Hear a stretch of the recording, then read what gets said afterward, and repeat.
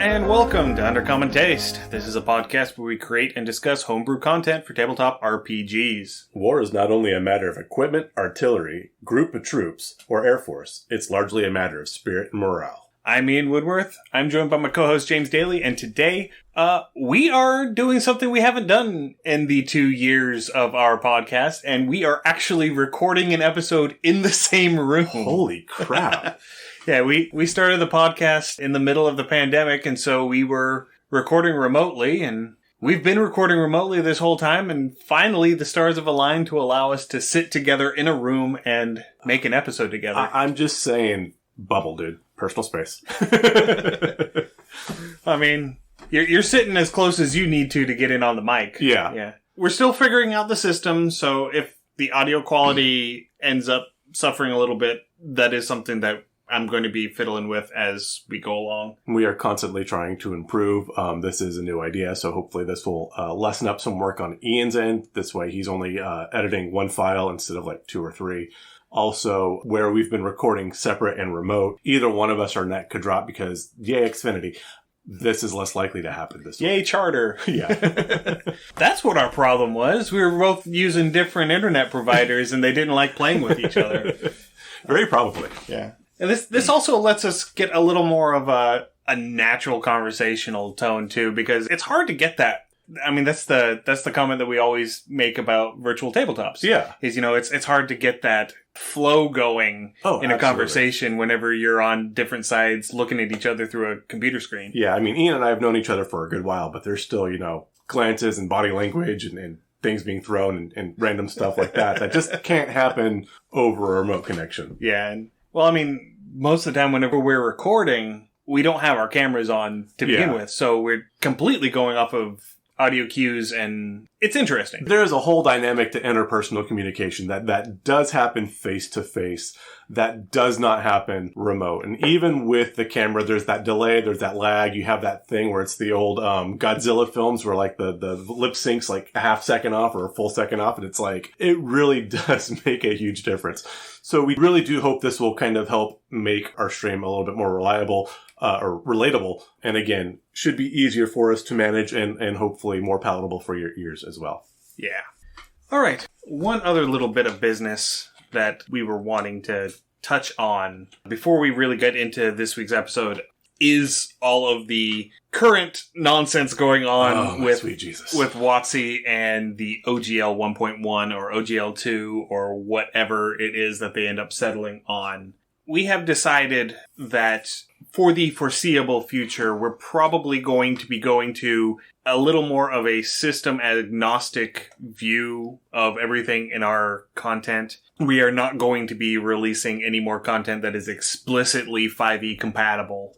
We're going to start exploring some other systems, some other game systems, just to broaden that spectrum a little bit. And honestly, this was part of the original goal anyway. And we had strived to make our discussions a little more system agnostic because we did want to discuss, again, as we say in the beginning, it's tabletop gaming and tabletop content. It's not D&D.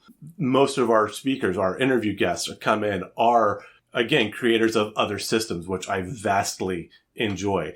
Unfortunately, again, just the culture, D&D is and was the 500-pound gorilla. It was the thing. It was the standard. And so I think this is a great opportunity for us, gamers in general, to explore and kind of branch out.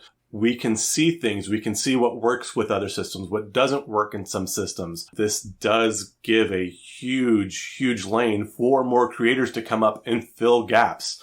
It's kind of like when the giant tree in the forest falls over and all the undergrowth that was shaded finally has a chance to get some sunlight and produce and grow on its own. Some really awesome stuff can happen. So I am excited. Again, most of our content we did try to make more relatable, but because that's what we were also most familiar with, we did fall into the rut largely of D&D, which we hope to break from a bit. Yeah. And that's another thing that I did want to touch on. You're talking about other systems and content creators making stuff for other systems. This is my call not only for creators to start researching and making stuff for other systems, but for consumers to find those creators who are making things for D&D and are shifting to other systems, right, go and buy their content. Absolutely. One thing that Ian had mentioned the other week as we were discussing is that he was going out and he put in an order to his local game store saying, hey, I'm probably not buying any more D&D books for a while until Wizards pulls their head out of their collective cloacia, since it's a dragon. That being said, he went and he was going to buy another full game module that he could purchase for a single D&D book, rule book. A lot of these lesser known game contents, full game systems are incredibly affordable. $10, $5, $20, $30. I mean, they're not terribly expensive. They're not Warhammer where you have to invest $200 or $300 to even start. You can go online and toss a couple dollars in a cup of coffee and you've got a really awesome and fun game system. Yeah, I think Monster of the Week is about $25, $30 cover price. I think Blades in the Dark is $25, $30 cover price. My next purchase is going to be the latest edition of Paranoia, which comes as a box set for $50. It's the same price as a D&D sourcebook. Right. So I'm going to be getting an entire system for the price of one splat book, basically, from WotC. And so that is my prerogative, is I don't want to penalize my local game store because I don't want to buy a certain product. I want to keep supporting my game store. And so by just simply purchasing different games, I am able to do that. I am able to keep supporting my local game store, keep supporting TTRPG gamers, but send my own very small financial message to this large corporation that I find your actions reprehensible. Right. And again, too, it is a game store. It's not a D&D store. There are huge, I mean, depending on the size of your store, but even the smallest store has a large selection of other things. Board games, tabletop games, card games, video games, online content. I mean, there are lots of things available. And so I really do think this could be the start. I mean, D&D did have a renaissance, which Hasbro and WotC seems to be trying to kill, like the Inquisition, because I guess that's how history goes. But the gaming community in general could be on the verge of a further renaissance or growth. I guess we could call this a reformation at this point.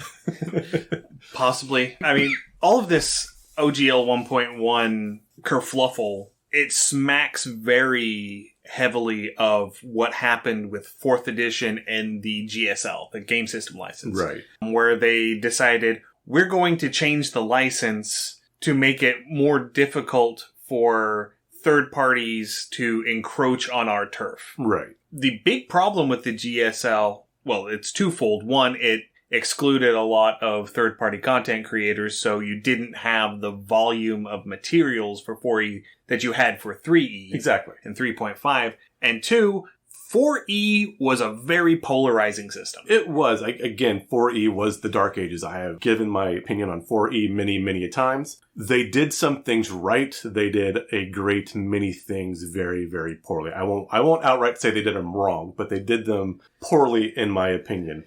And again, there's a ton of content creators and talking about how the game modules, if you buy a campaign set or a game set or anything like that, generally it's only the DM, maybe one or two players purchasing those. And that was the whole point of the open game license, was that creators could make more content that WotC and Hasbro would not have to produce themselves. So people had more stuff to play and they could do more of the heavy lifting behind the scenes. More players would get involved, more people would learn the brand, more people would want to buy source books, rule books, things like that, versus players. Just you would have player retention. Yes, exactly. You'd have player retention because the people would continue playing your game, right, even if they weren't using your content to exactly. do it. And with this, while I understand intellectual property, I understand all that, and there is a point where intellectual property needs to be protected, which is what a large amount of the creators are having right now. Wizards really are trying to kill the goose that laid the golden egg for them.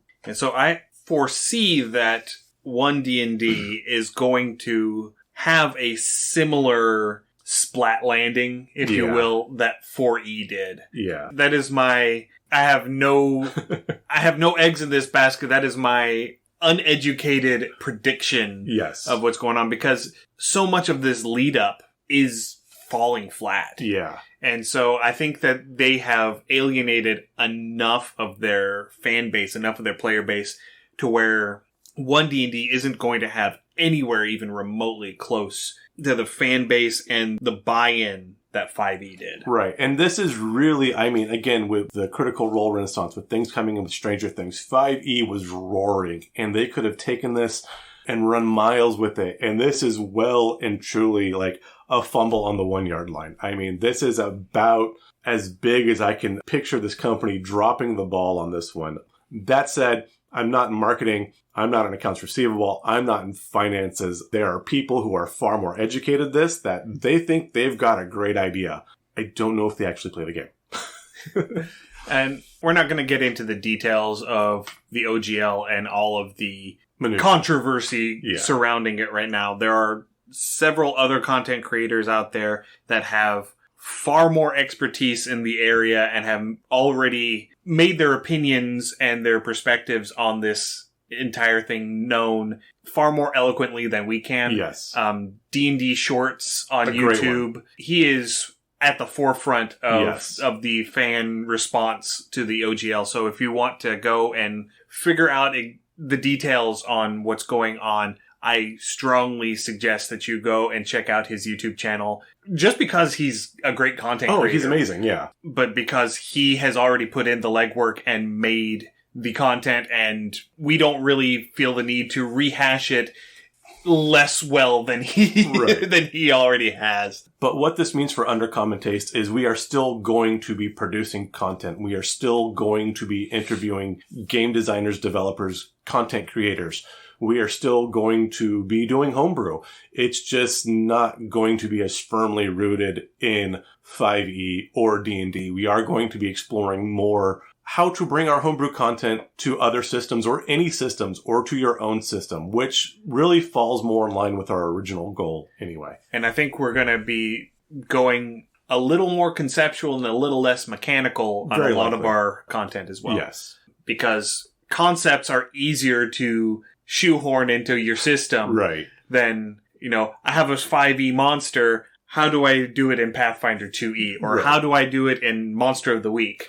And that might be a topic that we cover in the future, is how to translate from D&D 5e. Again, when we broke down how to translate from older systems to 5e, we might export from 5e to other systems. Obviously, that'll be some research on our end, but that would actually be a fun venture to take. I think converting 5e to Pathfinder might be something that our fan base might want. Yeah. At this particular juncture. And from 5, really 3.5 to Pathfinder to 5e is not too hard of a leap at all. Well, Pathfinder 1e is basically D&D 3.6. Exactly. So yeah. All right. I think we have addressed this issue as fully as we can for the moment. You don't want to beat the dead horse anymore? Well, we did decide that we were going to have an episode on a topic. Yes. So we should probably start addressing the topic. Fair enough. Which strangely kind of fits in line. This was kind of a bit of weird serendipity, but... Yeah, so this week we're going to be talking about morale systems. Yes. In TTRPGs. In addition to morale, a similar mechanical side that is... also used on occasion, disposition. Okay. Which is, you meet an NPC, how do they feel towards you? I like it. So we'll get to that in a little bit. Let's go ahead and start off with a morale system. Okay. So what we're talking about with morale is, how likely are the things that you're coming up and trying to fight, how likely are they to fight back? Right.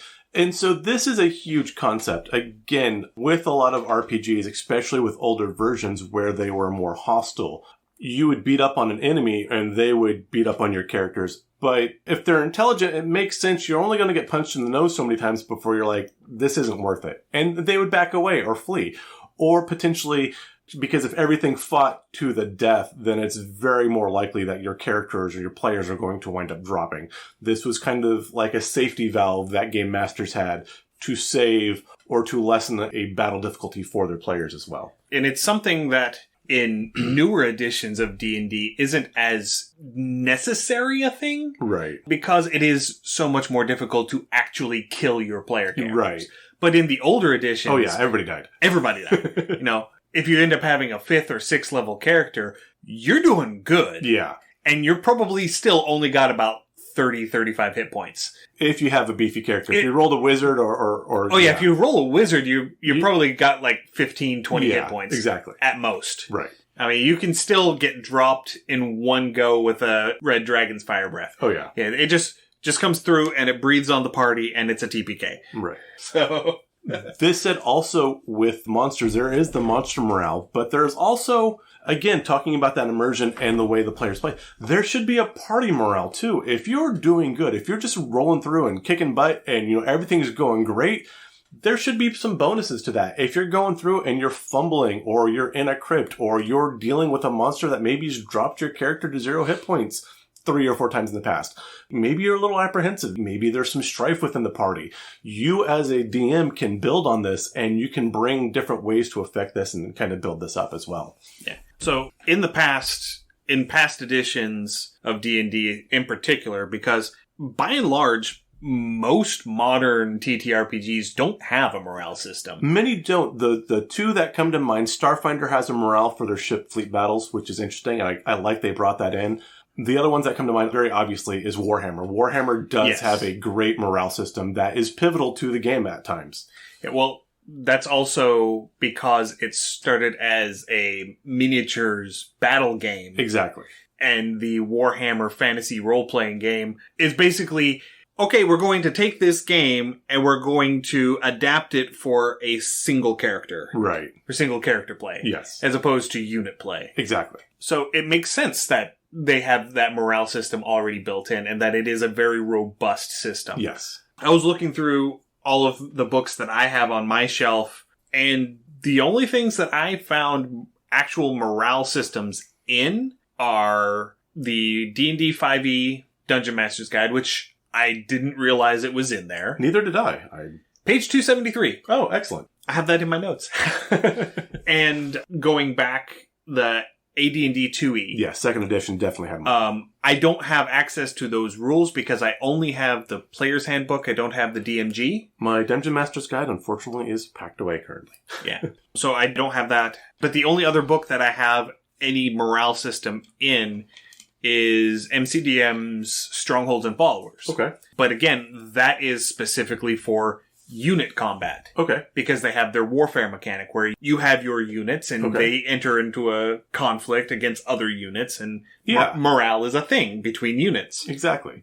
But that really should be scalable because again, if you're dealing with a party versus a party, instead of, 30 or 40 units, you've got 2 to 5. It's not that big of a thing. Other points I like looking at morale, and again, this comes more instead of the tabletop, but the video game areas. And Darkest Dungeon has a beautiful, their sanity system is a wonderful morale check where if you're doing well, or even if you get so stretched, you can break, and it's less of a coin flip. I think it's definitely more towards the negative effects, but there is a chance of a positive effect as well. And it will affect how your character functions, how they interact with other players, if they will accept healing, if they will accept damage, if they will self-harm, if they will harm other players in your party, if they will give bonuses to crit, and you get to Darkest Dungeon 2, they start adding, bonuses to dodge or healing. And again, inspiration is wherever you find it. So it doesn't have to be a tabletop system that already exists. You can find your morale system inspiration anywhere. Yeah.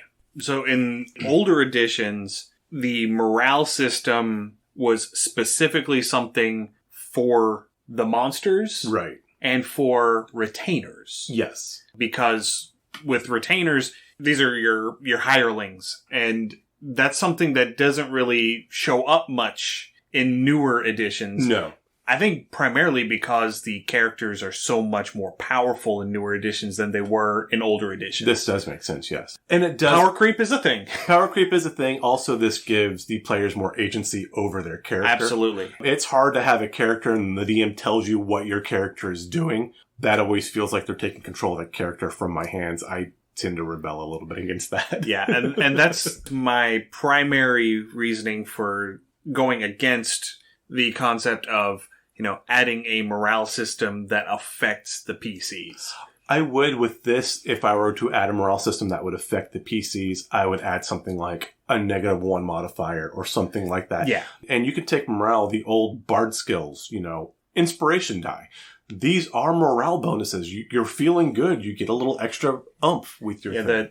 Going back to 3rd edition, the different songs that the bards would get. Exactly. Song of Inspiration, Song of Courage. Exactly. Those sorts of things. Yeah. But primarily it is a thing for determining how the monsters are going to react to the party. Correct. And so it's a mechanical system for the DM to determine that. And the baseline morale rules that are used in D&D stem back to 1981, the Moldvay basic set. Yes. For D&D 1e.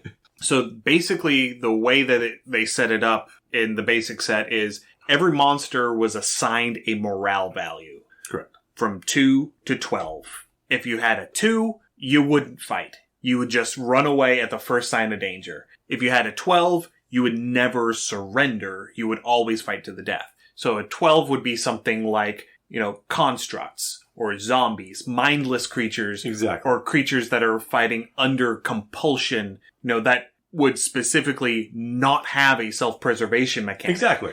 Because even something big like a dragon, they may be big and arrogant and want to destroy something.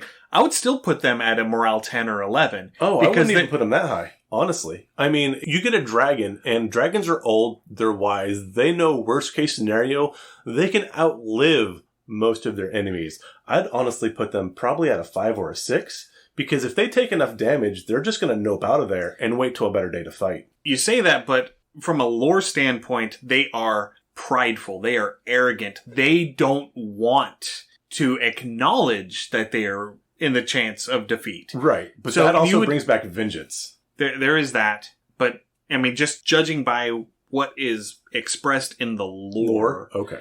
They are going to fight even whenever they should think that it's hopeless because their pride gets in the way. I could see that. Dragons are prideful creatures. They are prideful. I think color or type of dragon might influence this a bit strongly as well. Absolutely. Something, again, that I'd relate to more like a green or a black would probably be more sneaky and nope out to ambush you later versus something like a red. A red's probably going to stand and fight longer than any other color. A white would also. Because they're a little more bestial. I could see that. That's where I don't know if pride would come in versus survival instinct. That's a good point. But still, I would still put, Put them higher up. Yeah. And the age of the dragon is going to affect that too. Yes. So a young dragon would have a much lower morale score than an older dragon. Absolutely. Because they know that they're not as strong as they could be. Right. They understand their limits because they haven't been around long enough. Exactly. To, cement the fact that they are at the top of the food chain. And at this point, we really can relate to pride goeth before a fall. And pride goeth before destruction and a haughty spirit before a fall. Oh, nice. Well done. Good correction. Thank you. I corrected a college professor, one of my literature professors actually. Oh, nice. With that one time. And he was like, well, it's a colloquial thing now, so it's actually correct. I'm like, like cop-out. Something haughty spirit, professor? Yeah. He had the most atrocious comb-over ever. And there was more than one class where I only half paid attention because I kept getting distracted by the fact that his comb-over had half blown off the top of his head in his walk to class, and he hadn't noticed. So did anybody try to bring in a fan or a blow dryer in class and just kind of No, because it was sort of an auditorium setup, and so we were far enough back to where that wasn't really feasible. But everybody do the wave. But yeah, he was. He was a good professor. Oh. Don't get me wrong, but Come over.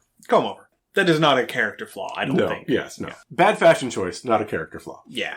But again, other things where morale, trying to get back on topic, yeah, where morale might be more of a thing, things that fight in groups or hordes, like a kobold or a goblin or even an orc to a point. While the horde is larger, that morale score is going to be higher, and it is going to drop, if not proportionally, then exponentially, or definitely in some relatable manner to the size and how much that horde has been thinned out.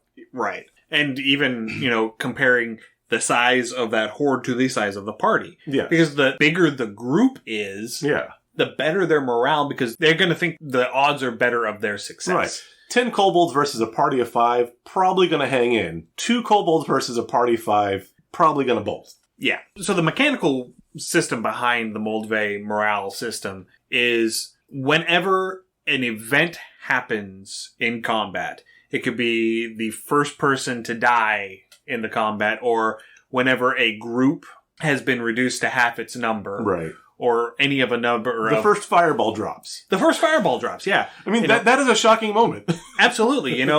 You're marching out onto the field, and then somebody drops a fireball into the middle of your unit, and half of your unit is either incinerated or is now scorched, smoldering and on fire. Right. And in a great amount of pain. Yeah. That is definitely going to affect your morale. Oh, yeah. I mean, from a modern standpoint, it would be the equivalent of, you're on the battlefield with your unit and somebody drops a mortar shell into the middle of your unit. Right, exactly. It's going to mess up your day. Yeah. Both physically and mentally. Absolutely. So the way that it works is whenever one of these triggers happens, you roll 2d6 and you compare it to that creature or that unit's morale score. And if you roll above their morale score, they break. Yes. And they try to flee. Right. And according to the rules, if they succeed on 2 morale checks within the same combat, they will fight to the death. Okay. So you don't keep checking afterwards. There are things that can affect the morale score, like, do they have a charismatic leader? Unit size. Yeah. If you outnumber the opponent, if your opponent is visibly wounded. Are they under effect of a spell? Are they under the effect of a spell? Do you have the high ground? Yes. I've got the high ground, Anakin. Exactly. And all of these things, the DM can definitely build up. And this is largely part of the storytelling job of the DM. He can build this up. He can make it as grandiose or as simple as he wants. He can be, okay, you know what? You beat them up, the monsters flee. Or you can sit there and talk about how they sit there and with a sudden shock, they look around and they notice their fallen comrades and their wounds. They see the gleaming eyes of the parties and their sharpened swords. They drop their weapons and run.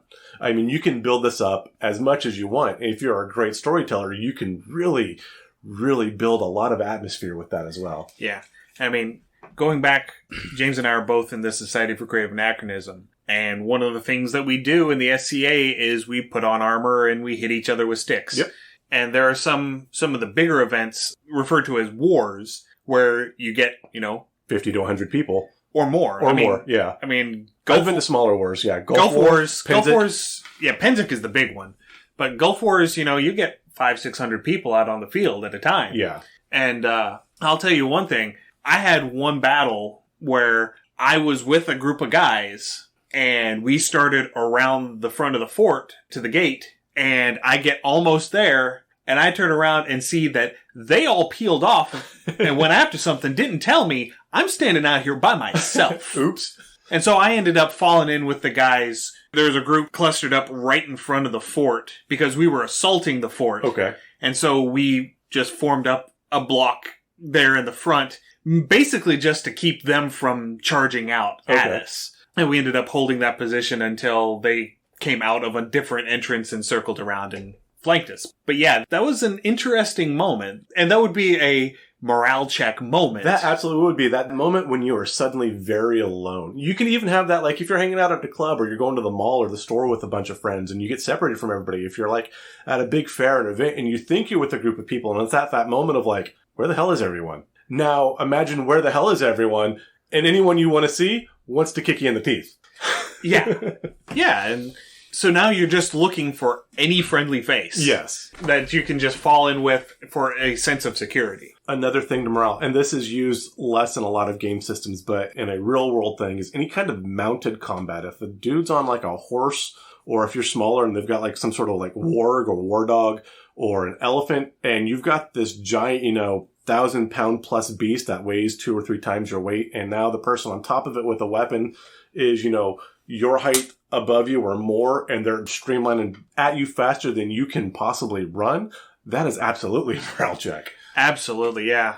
So, Going into the 5e morale rules, the way that it's set up, there are a number of things listed as things which might cause a creature to flee. Okay. Options are, being surprised, being reduced to half health for the first time, or if it has no way to actually harm the creature that it's facing. That makes a lot of sense. That whole, it's a ghost. Yeah. I have no magic weapons. Yeah. How do I fight a ghost? Exactly. And then there are additional options for group morale. Now, when the whole group is surprised, when the group's leader is reduced to 0 hit points or incapacitated or captured. Okay. Or if the group is reduced to half its original size with no losses amongst the opposition. Oh, yeah, definitely. And so the way that it works is the individual creature or the leader of the group, or if the leader's unavailable, then the creature with the highest charisma amongst the group makes a wisdom saving throw. Okay. A DC 10 wisdom save. Right. If they succeed, they stay. If they fail, they break. Okay. I'm not a real big fan of that. It seems very simplistic. It is a little simplistic. And again, too, when you make the party break, especially if they are leaving downed party members, that could be a little rough. I'm not a huge fan of that. It's specifically for the monsters. Oh, specifically for the monsters. That, again, that is a little quick and easy. And I understand the appeal of that. Yes. Because this is happening in combat. You don't want a big clunky system that you have to calculate in the middle of combat. Right. It's a single die roll. Did they hit a 10? Now, when I was looking at different systems, the Starfinder had a thing for their fleets, and I think was decent, if I can remember exactly. So if half of a fleet was destroyed or injured, or however you want to phrase that, you would roll, I believe it was a d20, and then the DC for this was 10 plus half of the opposing armada's tier, and I'm not sure what the tier levels, but I could see that 10 plus the opposing party size, or if it's one-on-one, 10 plus the opposing party's level, perhaps. So, like, if you're fighting a level 10, maybe cut that by half, so it would be a DC 15, something along those lines. But you could scale it to how big the size difference or ability difference between the two parties would be to make it less flat. Again, a little bit more calculation, but a little less one and done. Yeah. So I found an article on Jason Alexander's blog, The Alexandrian, talking about morale systems and his critique of morale systems. The issue that he points out, to quote the article, a CR1 creature with a morale score of 8 and a CR20 creature with a morale score of 8 might appear to have the same morale, but it's actually much more difficult to score a first kill against a CR20 opponent than against a CR1 opponent. So the scaling of morale using the Moldvay system is disproportionate based on the challenge rating of the monster. I could see that, but that's also proportionate to the challenge of the game system itself. When you're at a higher level or a harder level of any kind of game, it should be more difficult to get things like that. That is true, yeah. But personally, when it comes to something like this, when it comes to a morale system, I am less inclined to go with a save against a static number or save against a calculated number sort of deal. I kind of want to see it done as more of a sliding scale. So let's say, I'm just throwing out numbers right now. Let's say that the scale goes from 1 to 20. And whenever you start combat, default is going to be at 10. And then you can shift it one way or another based on unit size, positioning, how experienced the units are. Intelligence of the creatures. Whether or not one side is surprised, whether it's an ambush. So those sorts of things. So you set up a starting morale on that. And then the actions which happen within the combat shift that scale one way or the other. So things like incapacitating an opponent or landing an attack or series of attacks that reduce a creature by half its health in a single round. Yes, that used to be insta-kill in some older versions of games. So something like that, or countering an opponent's spell. Oh, nice. Or seeing an opponent get a critical failure or landing a critical hit. Absolutely. Any of those things would increase your morale die. While seeing an ally killed or witnessing one of your own spells being countered or receiving that half health damage or having a critical failure or being on the receiving end of a critical hit, or, seeing something happen to your leader. All of those things would cause it to shift downwards. Okay. That is a bit of accounting for the DM. It could be difficult, but I do like that. We need to try to figure out how to codify that. I would really like to see this out as a functional table. And that could be something, as a tracker, is something as simple as you set a D20 on the table and with the number of the enemy's morale on top. Okay. And as you go, you just change the number. Yes. This would be something I would definitely suggest to be behind a DM screen, though. This probably isn't everyday information that the players should have. Right, but I would definitely allow my players to do something like an insight check to try and read the enemy and see what their morale looks like. I would absolutely allow that, yes. Or, certain subclasses like the Battlemaster Fighter, being able to read the battlefield, that is something that the Battlemaster can do. I would agree with that, yes. There would be certain, there used to be in a lot of game systems, wasn't Death Knell, but I know a lot, particularly think games like Baldur's Gate and things like that. There was a talent or a feat where you could go and you could start gauging your enemy's health, because on a lot of these old video game systems, you didn't know your enemy's hit points. And then unless you took these feats and you could see how damaged they were, otherwise they were, uninjured, injured, badly injured, near death. As you took these feats for more awareness, they've got 3 of 9 hit points. Yeah. This said, one thing, and again, more work for Ian, I think we should add a D12 roll to our monster mash and do monster morale as part of our creatures. I think that could be kind of interesting and fun. That could be interesting, yeah. So the way that I'm picturing this sliding scale, though. Okay. So, on the upper end, if you hit 15 on your morale, then you start to get a bonus. Yes. So, you would start... Basically, you would be under the effects of the Bless spell. Okay. So, you start getting to add a D4 to all your D20 rolls. Okay. Maybe you'd start dealing extra damage. I don't know. There has to be something really good if you hit 20. Yes, absolutely. And then on the other end, if you hit a 5... you basically fall under the effects of the Bane spell. So you start rolling a D4 and subtracting it from your D20 rolls. I like that. And then, there would be ways that a leader could bolster their forces and boost the morale. And at that point, say, once you hit 5, then at the start of every turn, you roll a D6. Yeah. Bring back the inspirational bard.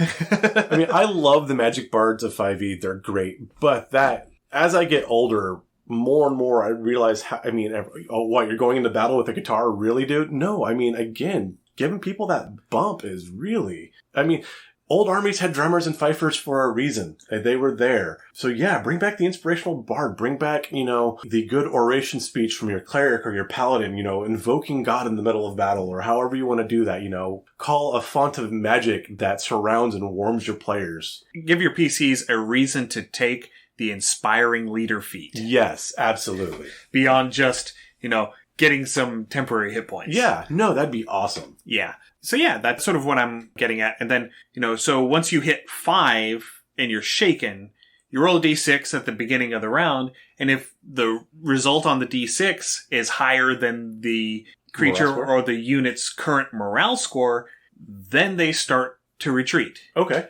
So the higher the morale score, the more control they have over that retreat. Okay. So, if they roll a 6 when they have a 5, then it's a very orderly, fall back and fight. A fighting retreat. Okay. As it were. Whereas if they are down to a 3 or a 2, it might just be a panic, drop your shit and go. Right. I like that. And then I would say at that point, if you can reduce their morale to 1, they automatically break and run. I like that. The other thing I would add is if the party or group does have a charismatic leader or captain, he should have a die check, a DC check, and I don't know how to make this or what I would do.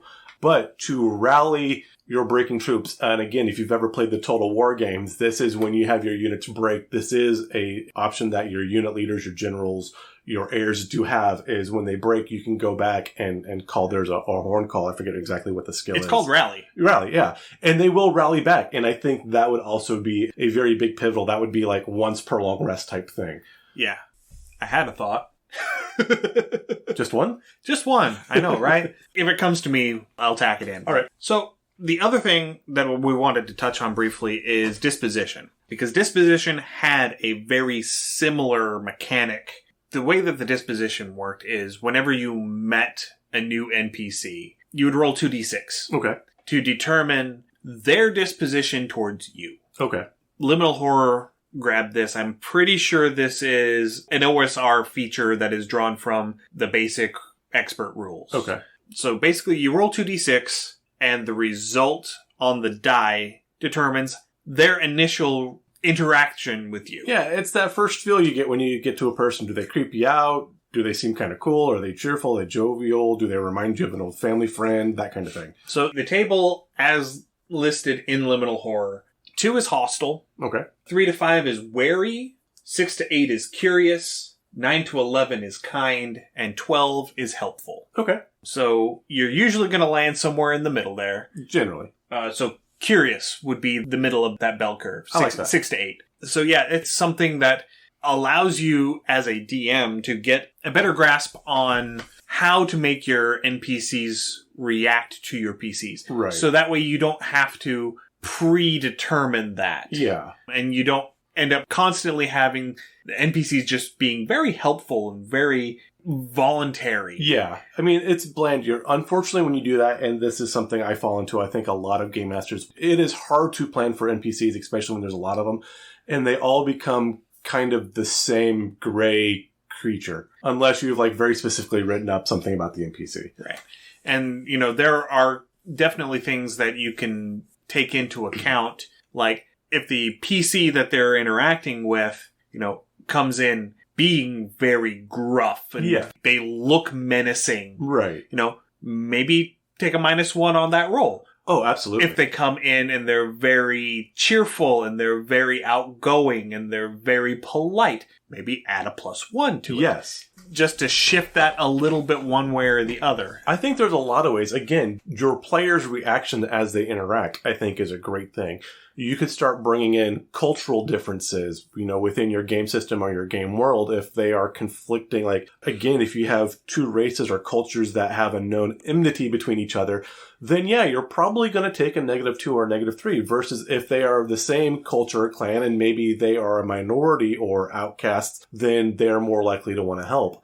I think the concept of that, your reputation precedes you. If your party has been known to do great heroic acts and they are into a common town, a +2, +3. If they've been murder hoboing everyone, then maybe it's not the best thing that these people show up to town because maybe there's going to be some unsolved murders happening in the next night or two. Yeah, and take into account, how does your world view adventurers? Yeah. Because they might view adventurers as these are the people who go around and are the cure to all of our ills. Right.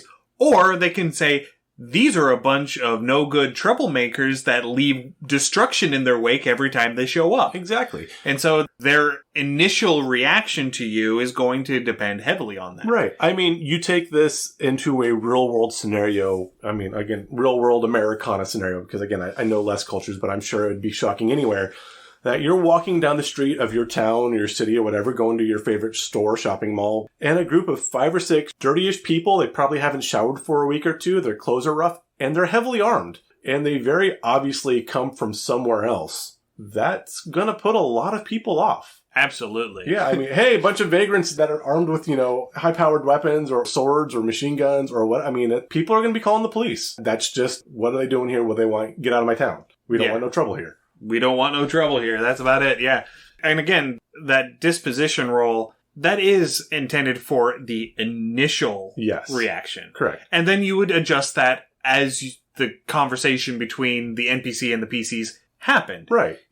If they're of a mutual agreement on something, that disposition would go up. I mean, I'm going to walk into your store, heavily armed, full armor, and I'm a paladin of the flying spaghetti monster, and I'm here to slaughter all heretics. That's probably not going to give me a disposition roll against most people. Unless you're walking into an Italian restaurant. Yes, okay. Fair enough. Now I want Italian food. Great. I think that's pretty much got it for what we've got. And again, these disposition rolls, you can do a lot with them. They do add to that immersion, to that build up. I would like to revisit this maybe later and codify things. I will say Ian and I are still planning on producing materials. I know we actually had a lot of really big plans for the year 2023 coming up. Yay. And then again, OGL did its OGL stuff. That said, we still have things we want to codify. We are looking at producing stuff, putting things out. So I think some of these mechanics might be things we could codify and actually get concrete. Yeah, I think so. And these are generic enough that they could fall into anything as basically just treated as a mini game. Yeah. So yeah, if we can do that, that would be great. That's something that we can. We are trying to avoid I don't want to say the legal landmines, but that's pretty much what it is right now. We don't want to trip over anything while everything is still nebulous. That's a pretty good way of putting it. It's like we don't know where the landscape is going, so we're just going to avoid it for the time being. Yes, we're going to cast hover. And maybe Tensor's floating disk, and we're going to chill here for a bit. And we're not doing Tensor's floating disk. We're just doing floating disk. Okay. Tensor is WotC IP. Oh, okay. Fair enough. We are doing disk of floating. Yeah. Disk of floating. Tenny's disk of floating. So yes, have any comments, suggestions, or ideas for future episodes, please send us an email, undercommontaste@gmail.com. We still also have a presence on Twitter, so if you want to send us a direct message on Twitter, we are at UCT Homebrew. We are also on Instagram, Facebook, TikTok, YouTube, Twitch, Mastodon at Undercommon Taste. We have a Patreon, patreon.com/undercommontaste. That's where all of our content goes. We are working on some patron-exclusive content to sort of shore up the catalog of what you can get if you support us financially. We have Beneath the Lake, which is our liminal horror adventure. I have just wrapped up the rough draft for Forever Home, which is going to be my Anamnesis Jam solo journaling RPG. And we've got several other projects in the works.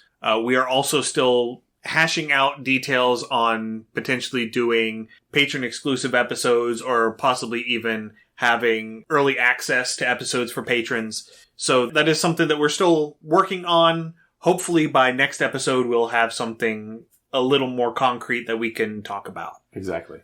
We have a Discord. The link to the Discord is in our show notes. We'd love to have you come over and chat with us. And finally, we have an itch store. So if you want to help support us financially, but you don't want to commit to a monthly subscription, you can go over to undercommontaste.itch.io and find all of our games. Currently, it is just Beneath the Lake, our liminal horror adventure, for $3. Whenever I finally get the layout done for Forever Home, it is also going to be available there.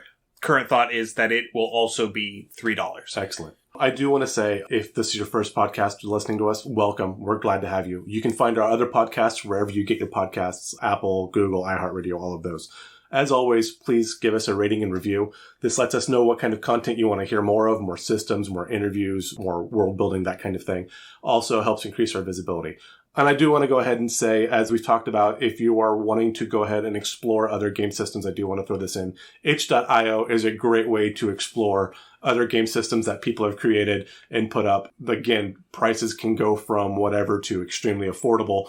Go ahead and give that an explore. It is a wonderful, vast resource with a lot of wonderful nuggets in there. Yeah, there are a lot of free games on itch. There are a lot of games that have free community copies on itch. So yes, that is absolutely a great way to go about, just explore the landscape of indie games and find some creators that you really like, and then you can throw money at them. Yeah, and maybe they're the next big thing, and you be there first. Yeah, all those hipster gamers. So thank you once again for joining us. Stay safe. We will see you again in 2 weeks. Our next episode, we are going to be talking about lycanthropes. Woohoo! Happy gaming. Thanks for joining us for another episode of Undercommon Taste. Our theme song is Massacre Ann, written and performed by Mary Kroll and used with permission. You can find Mary online at marykroll.bandcamp.com or on Patreon at patreon.com/Dr. Mary C. Kroll. Our logo is by David Sutherland. You can find more of David's work on deviantart.com/David Sutherland or on instagram.com/Willex_73. We'll be back in 2 weeks, so stay safe, and we'll see you then.